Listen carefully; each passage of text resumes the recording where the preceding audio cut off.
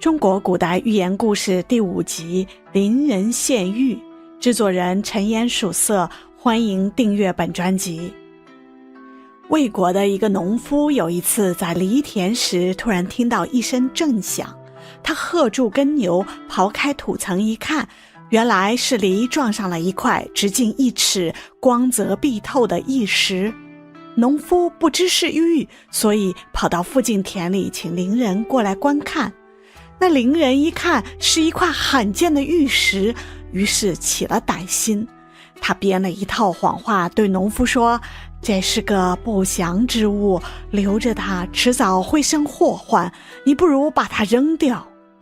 农夫一时还拿不定主意，他心想，这么漂亮的一块石头，假如不是怪石，扔掉了多么可惜啊！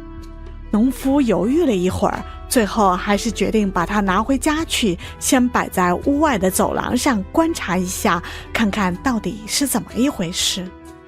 那天夜里，宝玉忽然光芒四射，把整个屋子照得像白昼一样。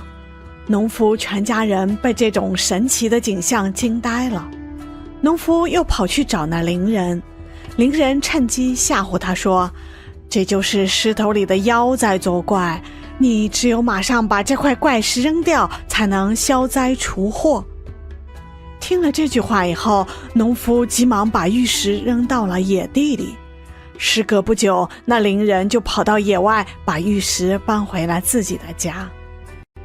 第二天，那邻人拿这块玉石去献给魏王。魏王把玉工招过来品评一下它的价值。那玉工一见这块玉石，不禁大吃一惊，他急忙朝魏王跪下，连连磕头，然后起身对魏王说，恭喜圣上洪福，您得到了一块稀世珍宝。我虽然当了这么多年的玉工，还从来没有见过这么大这么好的玉石。魏王问，这块玉石值多少钱呢？玉工说，这是一件无价之宝，难以用金钱计算它的价值。世上的繁华都市里有各种各样的玉石，但没有哪一块能与它媲美。魏王听了之后大喜，当即赏给献玉者1000斤黄金，同时还赐予他终身享用大夫俸禄的待遇。